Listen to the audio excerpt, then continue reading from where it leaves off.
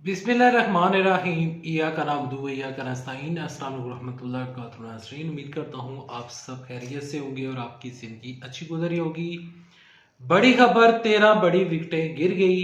ये 13 बड़ी विकेटें कौन सी गिरी हैं, किसने क्या क्या बड़ा इंकशाफ किया है, वजीर आजम इमरान खान साहब ने आज एक बड़ी विकेट कहां से गिराई, आज किस शख्स ने इस्तीफा दिया, आज की बड़ी खबरें क्या है, तमाम तर खबरें आपके साथ इस वीडियो में डिस्कस करूंगा। लेकिन डिस्कस करने से पहले, आगे बढ़ने से पहले आप सबसे एक छोटी सी गुजारिश है कि अगर आपको ये वीडियो, ये चैनल अच्छा लगा तो इस वीडियो को लाइक कीजिएगा, चैनल सब्सक्राइब कीजिएगा, साल के नोटिफिकेशन में दबाइएगा ताकि जो आने वाले वीडियोस हैं आप उनको मिस ना कर सकें।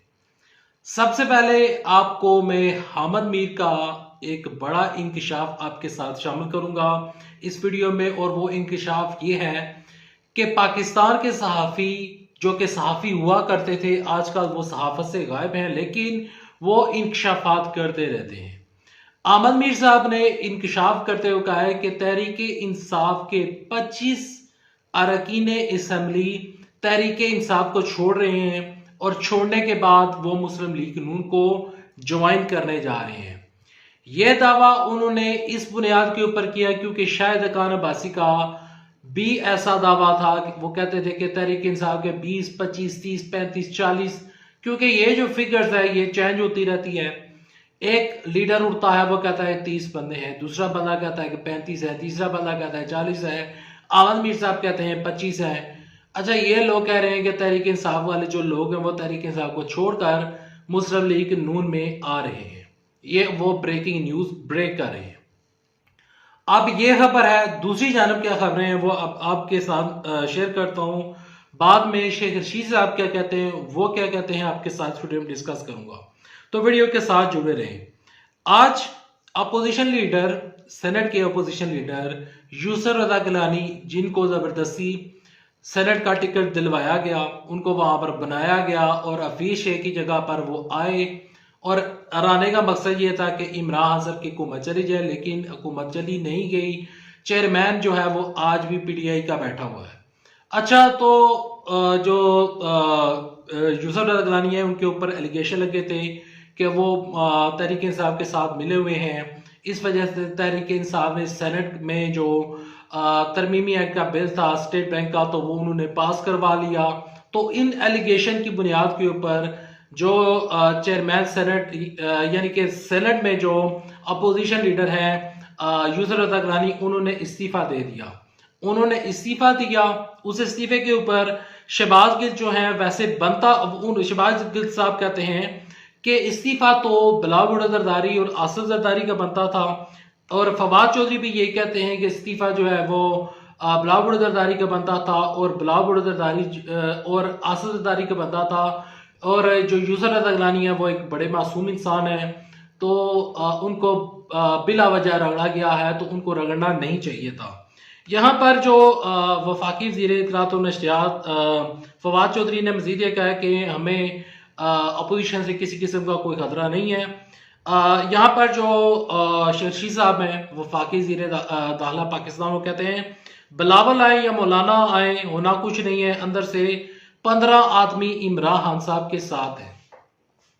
अच्छा, शेख रशीद साहब कहते हैं, पहले शेख रशीद साहब की ये स्टेटमेंट आई थी कि मुस्लिम लीग नून और जो अपोजिशन जमाते हैं इनके 13 बंदे जो हैं वो इमरान साहब के साथ मिले हुए हैं, और अब शेख रशीद साहब कहते हैं कि 15 बंदे जो हैं वो इमरान खान साहब के साथ मिले हुए हैं। तो एक मोहतात अंदाजे के मुताबिक 13 बड़ी विकेटें गिर चुकी हैं, जिस तरह शेख रशीद साहब कहते हैं। देखिए, शेख रशीद साहब का मैं पॉइंट ऑफ व्यू इस वजह से उसको मैं एक सॉलिड यानी कि पॉइंट इसको समझता हूँ, वो इस वजह से समझता हूँ, उनका जो बयान है उसमें वजन है। उसकी वजह ये है कि शेख रशीद साहब ने जब नून लीग और मीम शीन का जिक्र किया था, तो हम लोग थे वो और हमारे जैसे कुछ सहाफ़ी थे, वो शेख रशीद की इस बात को यानी कि मजाक ले रहे थे। वो कह रहे थे कि शेख रशीद साहब ने बिला वजह ये कह दिया है कि मीम शीन बन चुकी है, लेकिन हमने देखा कि शेख रशीद ने जो कहा था वो हुआ। तो आज शेख रशीद साहब कहते हैं कि 13 बंदे जो हैं वो इमरान खान साहब के साथ मिले हुए हैं। एक और मिसाल दे देता हूँ, देखें जब ईवीएम का बिल पास होता है तो अपोजिशन के कई अरकान असम्बली जो होते हैं वो भाग जाते हैं। तो जो मुस्लिम लीग नून वाले हैं उनको अपनी सफ़ों में तलाश करना पड़ेगा कि आया कि ये लोग कौन हैं। मौलाना फजलुर रहमान साहब कहते हैं कि 23 मार्च को मुल्क के कोने कोने से लोग इस्लामाबाद होंगे। मौलाना फजलुर रहमान के इस दावे की हकीकत क्या है वो अब आपके सामने मैं शेयर करता हूँ। मौलाना फजलुर रहमान कहते हैं कि मुल्क के कोने कोने से लोग जो है वो 23 मार्च को इस्लामाबाद में होंगे। इस्लामाबाद में तो ज़रूर होंगे, लेकिन वो मौलाना के धरने की वजह से नहीं होंगे। 23 मार्च पाकिस्तान के लिए एक अहम दिन है। 23 मार्च को परेड होनी है। 23 मार्च को जिस तरह शेरशी साहब कहते हैं कि आधा इस्लामाबाद हुकूमत के पास नहीं होगा, यानी कि आधा इस्लामाबाद फौज के पास होगा, इस्टेब्लिशमेंट के पास होगा। तो जो इस्लामाबाद है वो 23 मार्च को वैसे ही भरा होता है, वहां पर परेड हो रही होती है और इस तरह की एक्टिविटीज हो रही होती हैं। तो शेरशी साहब कहते हैं कि 23 तारीख को ना आए, इस्लामाबाद पहले ही बंद होगा। फिर आप कहेंगे कि ये इस्लामाबाद जो है वो इमरान खान साहब ने बंद कर दिया है। दूसरे पॉइंट को डिस्कस करते हैं। दूसरा पॉइंट जो है और वो ये है कि मौलाना फजलुर रहमान कहते हैं कि लोग मुल्क के कोने कोने से आएंगे। मौलाना फजलुर रहमान की जमात JUIF जिसकी 20, 30, 35, 40 इससे ज्यादा अरकान असम्बली नहीं होते, ये एक ऐसी जमात है जो KPK से इलेक्शन लड़ती है। इस्लामाबाद में इनके पास कैंडिडेट नहीं होता। अच्छा, इनका पुढार में इनका कोई कैंडिडेट नहीं होता। मैं आपको इस्लामाबाद और रावलपिंडी की फिक्र इस वजह से बताऊंगा क्योंकि देखें यहाँ से जो लीडर बनते हैं वो बाद में जाकर ऐवानों में बैठते हैं और उनके पास वजारतें आती हैं। अच्छा, इस्लामाबाद में इनकी पोजीशन खराब है, रावलपिंडी में इनकी पोजीशन खराब है, रवात में इनकी पोजीशन खराब है। तो मौलाना फजलुर रहमान जो है उनका सिक्का यहाँ पर नहीं बोलता, इनका सिक्का बोलता है KPK में। और वो हमने देखा लोकल बॉडीज इलेक्शन में मौलाना को ठीक ठाक लीड मिली और वहां से उनकी ठीक ठाक तगड़ी पोजीशन मुझसे कम हुई। जो हुआ है, जो रियलिटी है वो बताऊंगा। मौलाना फजलुर रहमान कह रहे हैं कि लोग कोने कोने से आएंगे। जो जमात सिर्फ KPK में है तो वो जमात किस तरह पूरे पाकिस्तान से बंदे इकट्ठे करेगी। नून लीग वाले इनके साथ चलने के लिए तैयार नहीं है, पीपल्स पार्टी इनके साथ चलने के लिए तैयार नहीं है। तो फिर कौन होगा मौलाना फजलुर रहमान साहब जो आपके साथ चलेगा?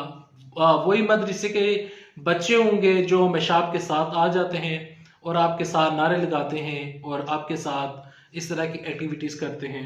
खैर, अभी तक के लिए इतना ही। अगर आपको ये वीडियो पसंद आई तो इस वीडियो को लाइक कीजिएगा, चैनल सब्सक्राइब कीजिएगा, साल के नोटिफिकेशन पर दबाइएगा ताकि जो आने वाली वीडियोस हैं आप उनको मिस ना कर सकें। अब यहाँ पर ये जितने भी इंकशाफात हो रहे हैं, इन इंकशाफात की हकीकत किसी को नहीं पता और ना ये हकीकत किसी को पता होनी है कि अमल मीर साहब क्या कह रहे हैं, शेरशी साहब क्या कह रहे हैं, या फिर ये जितने भी इंकशाफात हो रहे हैं इन इंकशाफात की क्या हकीकत है। जो इंकशाफात थे, जो खबरें थी वो मैंने आपको बता दी हैं।